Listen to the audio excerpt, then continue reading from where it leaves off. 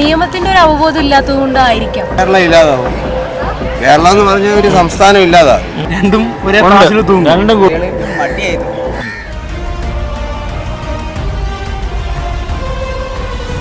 അന്യസംസ്ഥാന തൊഴിലാളികൾ, ക്ഷമിക്കുക, അതിഥി തൊഴിലാളികൾ നാടിന് ഭീഷണിയാകുന്നുവോ?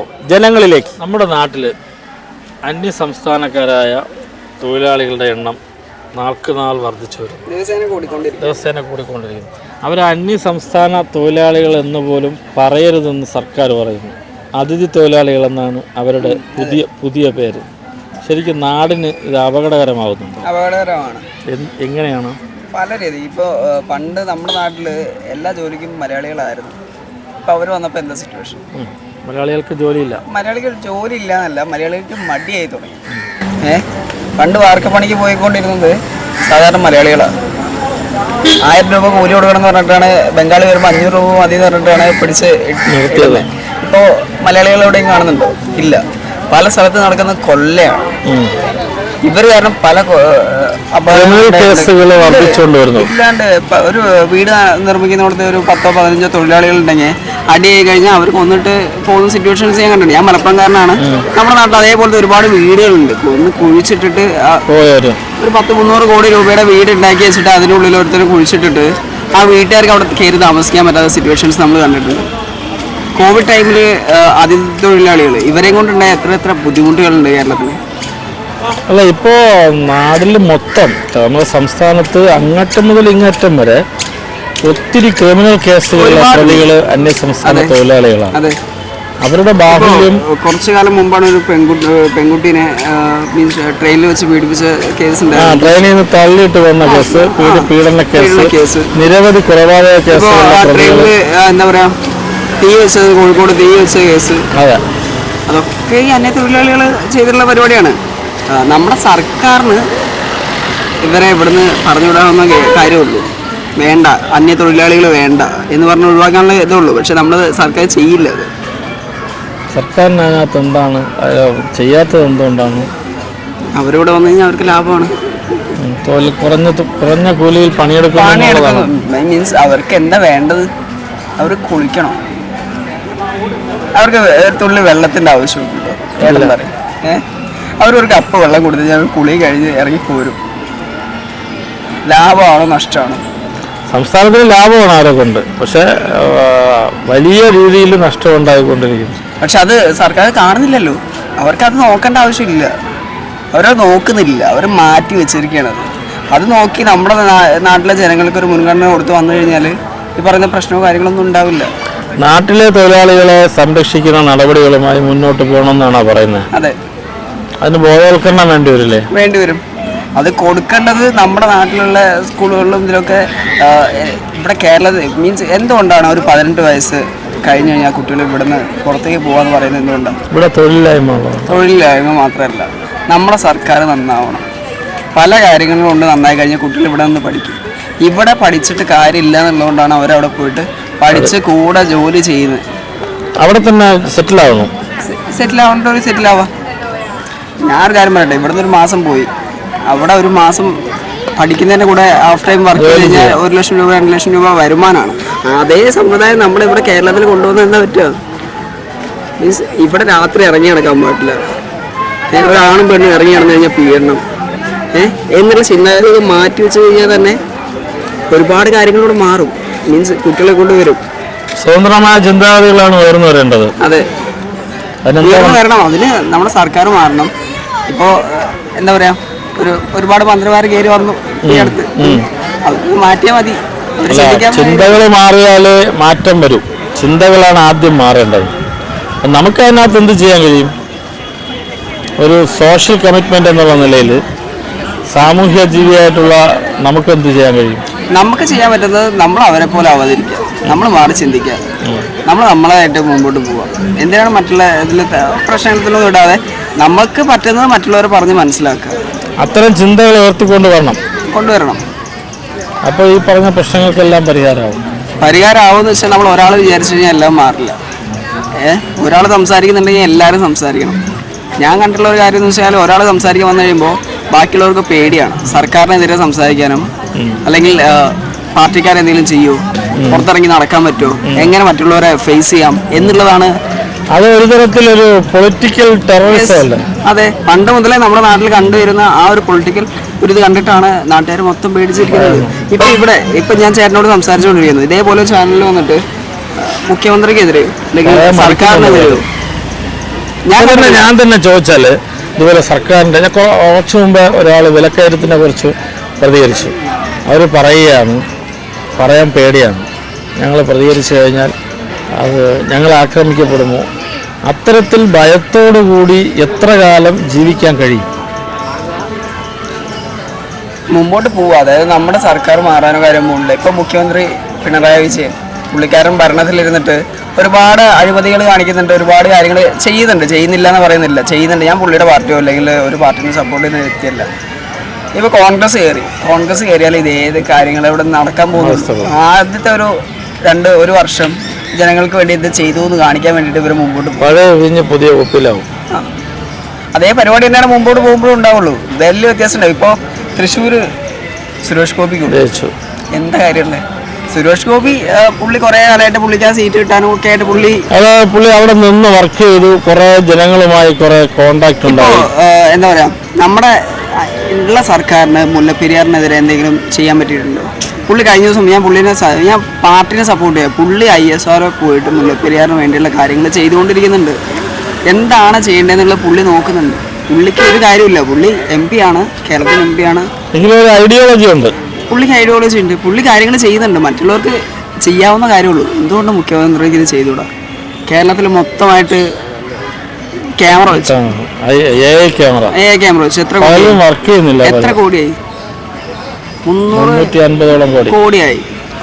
എത്ര ആ വെച്ച ക്യാമറകൾക്ക് എത്ര കോടി രൂപ അങ്ങോട്ട് കൊടുക്കാനുണ്ട്?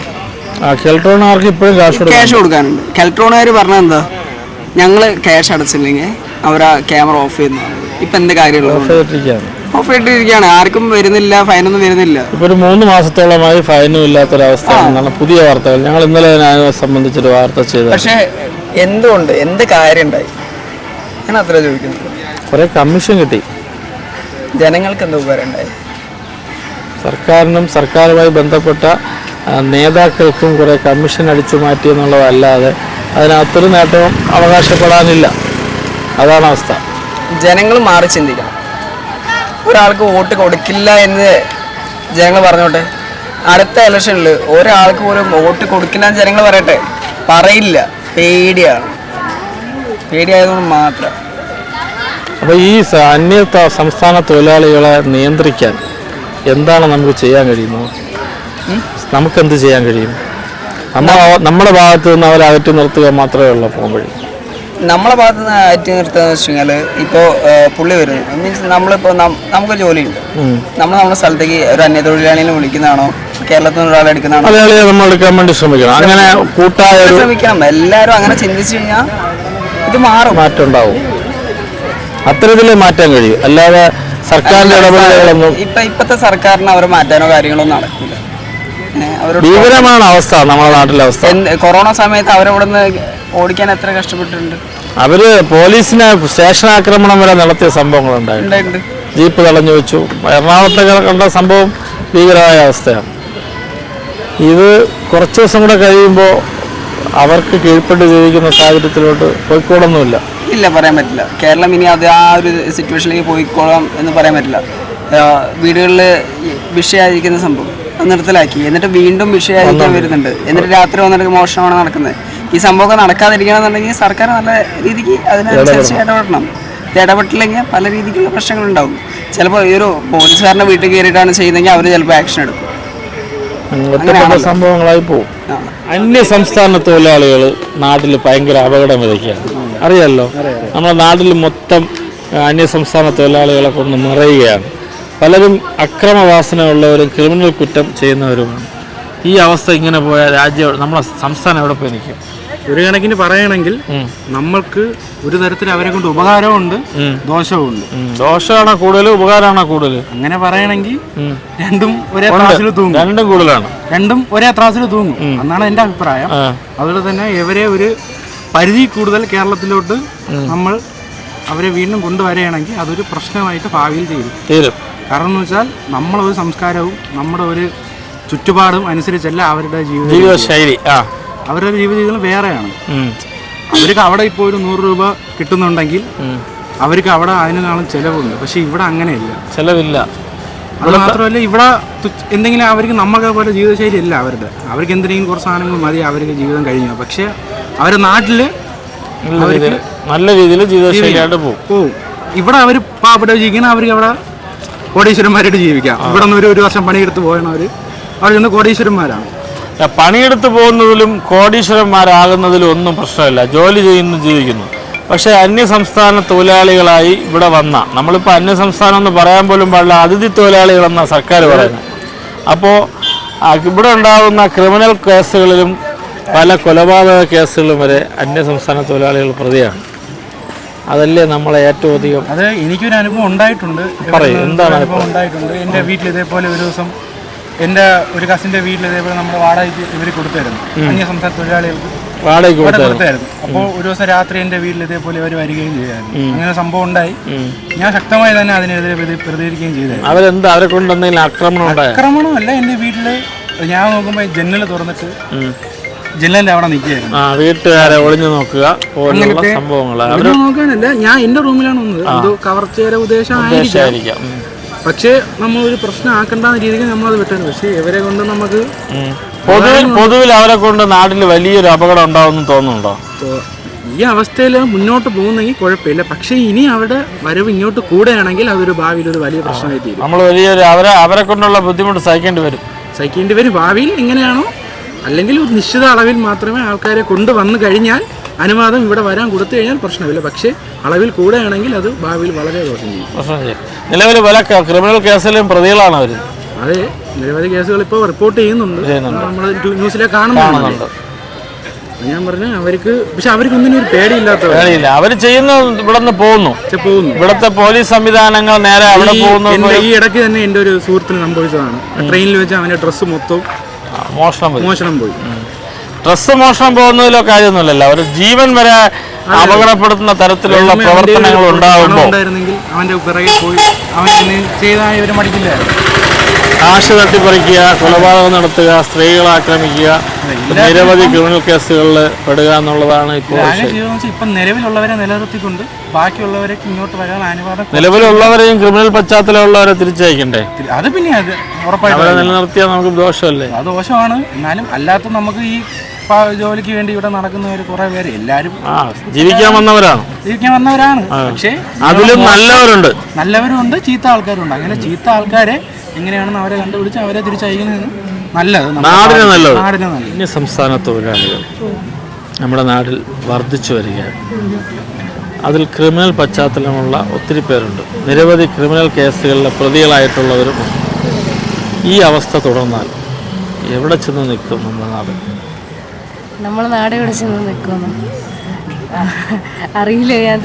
അതിനെ വീക്ഷിച്ച് കാണാൻ മാത്രമൊന്നുമില്ല. പക്ഷെ അവരെയും കൂടി ഉൾപ്പെടുത്തിക്കൊണ്ടൊരു ഇൻക്ലൂസീവ് ആയിട്ടുള്ളൊരു രീതി നമ്മളും കൂടി എടുത്തു കഴിഞ്ഞാൽ നമ്മളവരെ അന്യമായിട്ട് കാണുന്നതിന് നമ്മളിപ്പോൾ അതിഥി തൊഴിലാളികളെന്ന് അവരെ പറയുക. അതെ അല്ലേ?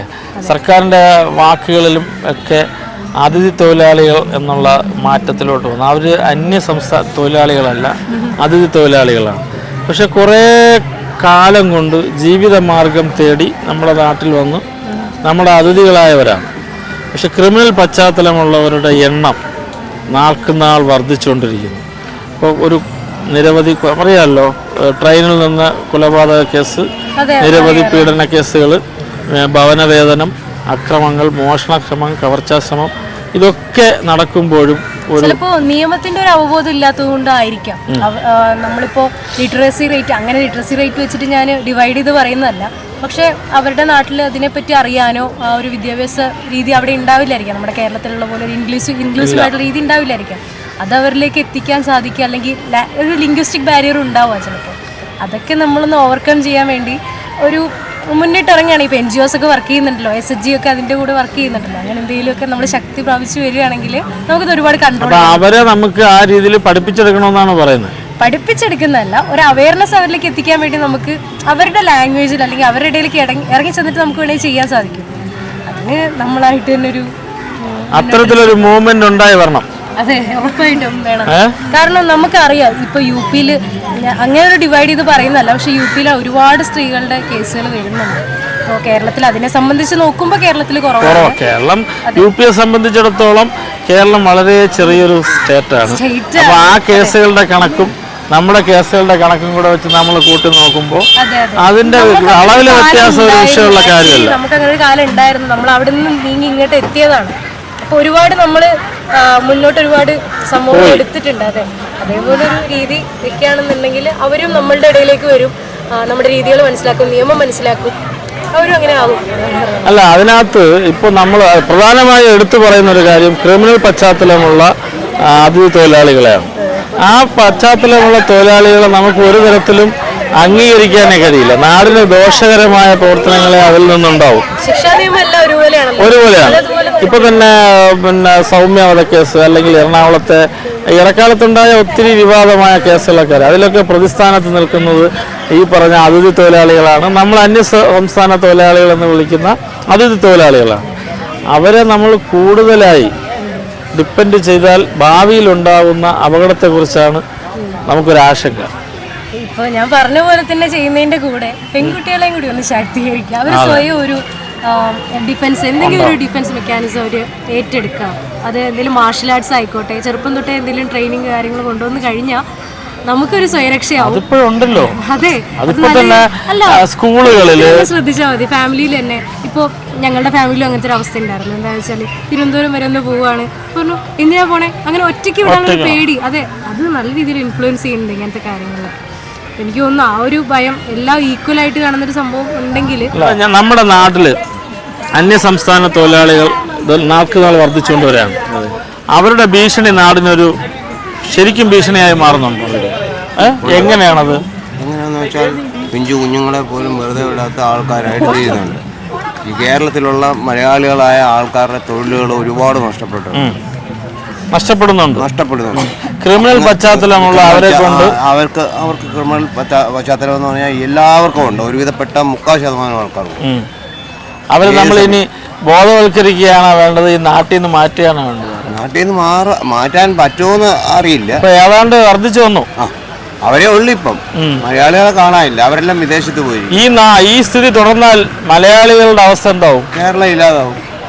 കേരളം എന്ന് പറഞ്ഞ ഒരു സംസ്ഥാനം ഇല്ലാതാവും. അവരെ ബംഗാൾ ഉണ്ടാക്കും അവര്. ഇവിടെ ബംഗാൾ ഉണ്ടാവും. അതിന് യാതൊരു തർക്കവും വേണ്ട. അത് പറയുന്നു പുള്ളി പറഞ്ഞ തന്നെ. പക്ഷെ ഇവിടെയുള്ള ആൾക്കാരെ ജോലി പോകുന്ന എനിക്ക് തോന്നുന്നില്ല. ജോലി പോകുന്നതിന്റെ കാരണം ഇവിടെയുള്ള ജോലിക്ക് പോകാത്തതുകൊണ്ട് മാത്രം. ജോലി അല്ലല്ലോ പ്രശ്നം. ഇവരുള്ള മലയാളികൾ ജോലി ചെയ്യാൻ തയ്യാറാകാത്തത് കൊണ്ട് കുറഞ്ഞ ജോലിക്ക് അവർ ജോലി ചെയ്യുന്നു. അവർ അധ്വാനിക്കുന്നു, ജീവിക്കുന്നു, കാശുണ്ടാക്കുന്നതിലൊന്നും അല്ലല്ലോ വിഷയം. അവരെ കൊണ്ടുള്ള ഭീഷണി ഈ രാജ്യത്ത് സംസ്ഥാനത്ത് വർദ്ധിച്ചു വരുന്ന പശ്ചാത്തലത്തിൽ നമുക്ക് എന്ത് ചെയ്യാൻ കഴിയുമെന്നുള്ളതാണ്. നമുക്കൊന്നും ചെയ്യാൻ പറ്റില്ല. ഗവർണിംഗ് ആയിട്ടുള്ള ആൾക്കാർ ആരൊക്കെയാണ് ഇവിടുത്തെ ഭരിക്കുന്ന ആൾക്കാർ അവർക്കേ ചെയ്യാൻ കഴിയും. അവർക്കും ഒപ്പോസിഷൻ പാർട്ടിയിലുള്ള ആൾക്കാർക്കും. പക്ഷെ നമുക്ക് ചെയ്യാൻ പറ്റുന്ന കാര്യമുണ്ട്. നമ്മുടെ പ്രദേശങ്ങളിൽ നിന്നും അവരെ അങ്ങനെ കൂട്ടത്തോടെ വരുന്നവരെ നമുക്ക് ഒഴിവാക്കാനുള്ള നടപടികൾ നമുക്ക് ചെയ്യാൻ പറ്റും. ഒരിക്കലും നമ്മുടെ ഭാഗത്ത് വന്ന് എന്തെങ്കിലും ഒരാളുമായിട്ട് എവിടെയെങ്കിലും ബന്ധപ്പെട്ട് പോയിട്ടുണ്ടെങ്കിൽ അവർ കൂട്ടത്തോടെ കാണും. ഇവിടെ പലയിടത്തുനിന്ന് അങ്ങനെ സംഭവിച്ചത് എല്ലാവർക്കും കൂട്ടത്തോടെ വന്ന് ആക്രമിക്കും. കൊച്ചിയിലായാലും എറണാകുളത്തായാലും പലയിടങ്ങളിലും. ഒരു കാര്യമൊന്നുമില്ല, ആലോചിക്കാനും ചോദിക്കാനൊന്നുമില്ല. ഇവിടുത്തെ പൊളിറ്റിക്കൽ പാർട്ടികൾ ഇവരെ സപ്പോർട്ട് ചെയ്തിടത്തോളം കാലം നമുക്ക് ആർക്കൊന്നും ചെയ്യാൻ പറ്റില്ല. സ്റ്റേഷനിൽ പോകാൻ പറ്റും, രാഷ്ട്രീയക്കാരെ അടുത്ത് പോകാൻ പറ്റില്ല. അവർ റൂൾ ചെയ്യും. ഇത്രയേ ഉള്ളൂ. വളരെ സിമ്പിളാണ്. അന്യസംസ്ഥാന തൊഴിലാളികൾ അഥവാ അതിഥി തൊഴിലാളികൾ നമ്മുടെ രാജ്യത്ത് നിരവധി ക്രിമിനൽ കേസുകളിൽ പ്രതിയാക്കപ്പെട്ട സാഹചര്യങ്ങൾ തുടർന്നുകൊണ്ടിരിക്കുകയാണ്. അത് ശരിക്കും നമ്മുടെ രാജ്യത്തിന് ഭീഷണിയാവുന്ന സ്ഥലത്ത് എന്ത് ചെയ്യാൻ കഴിയുമെന്നുള്ളത്? അവർക്ക് അവരുടെ നാട്ടിൽ നല്ല തൊഴിൽ കാര്യങ്ങൾ കൊടുത്തവർ സെറ്റിലൊക്കെ അവിടെ അല്ല, നമ്മുടെ സർക്കാർ അവരുടെ അതിഥി തൊഴിലാളികളായി സ്വീകരിച്ച് കൊണ്ടുപോകുന്ന ഒരു സാഹചര്യമാണ് നിലവിലുള്ളത്. നമ്മളിവിടെ ജോലി ചെയ്യാൻ സന്നദ്ധരായ ആൾക്കാരില്ലാത്തത് കൊണ്ടാണ് അവരിവിടെ വന്ന് തൊഴിൽ ചെയ്യുന്നത്. പക്ഷെ ആ സാഹചര്യത്തിൽ നിരവധി പീഡന കേസുകൾ വരെ ഇവിടുത്തെ യുവാക്കൾക്കും ചെറുപ്പക്കാർക്കും ഇവിടെ നല്ല നല്ല ജോലിയും നല്ല നല്ല സാലറിയും കാര്യങ്ങളൊക്കെ പ്രൊവൈഡ് ചെയ്ത് കഴിഞ്ഞാൽ അവരൊക്കെ ഇവിടെ നിൽക്കും. നമ്മൾ പുറത്താണ് ജോലി ചെയ്യുന്നത്. അല്ലെങ്കിൽ അതുപോലെയുള്ള സാഹചര്യങ്ങൾ ഇവിടെ വരണം. ഓരോരുത്തരും അവരിവിടെ ജോലി ചെയ്യും. അവരുടെ ഐഡന്റിറ്റിയും കാര്യങ്ങളൊക്കെ പക്ക ആയി ചെയ്ത് കഴിഞ്ഞാൽ അവരും ഒരുവിധം അപ്പോഴേ അതുകൊണ്ടാണോ ഈ അന്യ സംസ്ഥാന തൊഴിലാളികൾ ഇവിടെ കൂടിയത്? ഇവിടെ ജോലി ചെയ്യാൻ ആളില്ലാത്തതുകൊണ്ടാണോ? ഇവിടെ ജോലി ആൾ കുറഞ്ഞതുകൊണ്ട് തന്നെയല്ലോ. നമ്മളെ പോലുള്ള ആളുകൾക്ക് ഇവിടെ സാലറി ചെയ്യുന്നില്ല. അവർക്ക് അവരുടെ നാട്ടിൽ കാര്യങ്ങളൊക്കെ ശരി, അവർ ജോലി ചെയ്തോട്ടെ, അവർ ഇവിടെ നിന്ന് ജീവിച്ചോട്ടെ. പക്ഷേ അവരുടെ ഭാഗത്തു നിന്ന് നിരവധി ക്രിമിനൽ പശ്ചാത്തലമുള്ള ആൾക്കാർ, ഇപ്പോൾ കൊച്ചുകുട്ടികളെ വരെ പീഡന സ്വഭാവത്തിലേക്ക് പോകുന്ന നിരവധി കേസുകൾ അന്യസംസ്ഥാന തൊഴിലാളികളിൽ നിന്ന് പിടിക്കപ്പെട്ട സംഭവങ്ങളൊക്കെ ഉണ്ടായിട്ടുണ്ട്. ആ സാഹചര്യത്തിൽ ഇവരെ ഇവിടെ ഈ അതിഥി തൊഴിലാളികളായി സ്വീകരിക്കുമ്പോൾ അതിൽ എന്തെങ്കിലും മാനദണ്ഡങ്ങൾ സർക്കാർ വയ്ക്കണം. അവരുടെ പശ്ചാത്തലം പരിശോധിച്ചതിന് ശേഷം മാത്രം ഈ നാട്ടിൽ അവരെ പാർപ്പിച്ചാൽ മതി എന്നുള്ള. അതെ, അങ്ങനെ ചെയ്യാനൊന്നുകൂടി ബെറ്റർ. പക്ഷെ നമ്മളെ എക്കോണമി അതിന് ഒരു അനുയോജ്യമല്ല. അത്രയും ഹ്യൂജ് എമൗണ്ട് ഓഫ് പീപ്പിൾസ് ഉള്ള കാരണം അതൊരിക്കലും ഒരു പോസിബിൾ അല്ല. പിന്നെ അതിൻ്റെതായ പോസിബിലിറ്റി കണ്ടെത്തി ആരാണോ അതിൻ്റെ പണിക്ക് വെക്കുന്നത് അവർക്ക് അവരുടെ ഭാഗത്ത് എടുത്ത് അപ്പോൾ അവർക്ക് കണക്ഷൻ കിട്ടുമല്ലോ. എന്തായാലും ഒരു കോൺട്രാക്ടറിൻ്റെ കയ്യിൽ വരിക വെച്ചാൽ ആ കോൺട്രാക്ടർ എന്തായാലും കണക്റ്റഡ് ആവും. അവരെ അന്വേഷിക്കുക, പിടിക്കുക, അങ്ങനെയൊക്കെ ചെയ്തിട്ട് ഒരു പക്ഷേ ഒരു 50% 100% എന്തായാലും നടക്കില്ല. എന്ത് തോന്നുന്നു? അന്യസംസ്ഥാന തൊഴിലാളികൾ നമ്മുടെ നാടിന് ഭീഷണിയാണോ? കുറെ പേര് നല്ലവരുണ്ട്. എല്ലാവരും അടച്ചാക്ഷേപിക്കാൻ കഴിയില്ല. കുറെ പേര് ക്രിമിനൽ സ്വഭാവമുള്ളവർ ഈ നാട്ടിൽ വലിയ പ്രശ്നങ്ങൾ സൃഷ്ടിച്ചുകൊണ്ടിരിക്കുകയാണെന്നുള്ള ധാരണ നമുക്കുണ്ടോ? അങ്ങനത്തെ ആൾക്കാരുണ്ടെങ്കിൽ അവർക്ക് അതിൻ്റെതായിട്ടുള്ള നല്ല ശിക്ഷകൾ കൊടുക്കണം. അപ്പൊ നിയമം കുറച്ചും കൂടി സ്ട്രിക്റ്റ് ആവുകയാണെങ്കിൽ അതിൽ നിന്നും കുറച്ച് ആൾക്കാർ പിന്നീട് ഇപ്പോൾ ഗൾഫിലൊക്കെ എന്ന് വെച്ചാൽ അവിടെ എല്ലാവർക്കും ഗേൾസിനായാലും ബോയ്സിനായാലും ഗേൾസിനാണ് കൂടുതലും ഇമ്പോർട്ടൻസ്. അവർ പുറത്ത് പോയാലും എപ്പോഴെങ്കിലും പുറത്തിറങ്ങാം. പക്ഷേ ഇവിടെ നമ്മുടെ നാട്ടിൽ വെച്ചാൽ അങ്ങനെയല്ലല്ലോ. രാത്രി അടുത്ത സമയമായ പുറത്തേക്ക് ഇറങ്ങാൻ പേടിയാണ്, എന്തെങ്കിലും അപകടങ്ങൾ ഉണ്ടാവും വെച്ചിട്ട്. അതെന്താ ഇവിടുത്തെ നിയമങ്ങൾ അത്രക്കും സ്ട്രിക്റ്റ് അല്ല. അപ്പൊ നിയമത്തിലെ പര്യാപ്തതയാണ് ഇതിനൊക്കെ കാരണം. അവരെ അവബോധം ഉണ്ടാക്കണം. അപ്പൊ ഓരോരുത്തർ ചെയ്ത് അതിനനുസരിച്ചിട്ട് നല്ല ശിക്ഷ കൊടുക്കുമെന്ന് മുൻകൂട്ടിയിട്ടുള്ള അറിയിക്കണം അവരെ, എങ്കിലേ അവർ ഇതിൽ നിന്ന് പിന്മാറും അല്ലേ? എല്ലാവരും നല്ല എന്നാലും ഓൾമോസ്റ്റ് ഒക്കെ ഉണ്ടാവും. അതിഥി തൊഴിലാളികൾ നാടിന് ഭീഷണിയാകുമെന്ന് ഏറെ പേർ. ഇപ്പോഴും തുടർന്നു വരുന്ന ഈ ഭീഷണി ഇനി എത്ര നാൾ? കാത്തിരിക്കുക. മറ്റൊരു വിഷയവുമായി വീണ്ടും കാണാം. Good bye.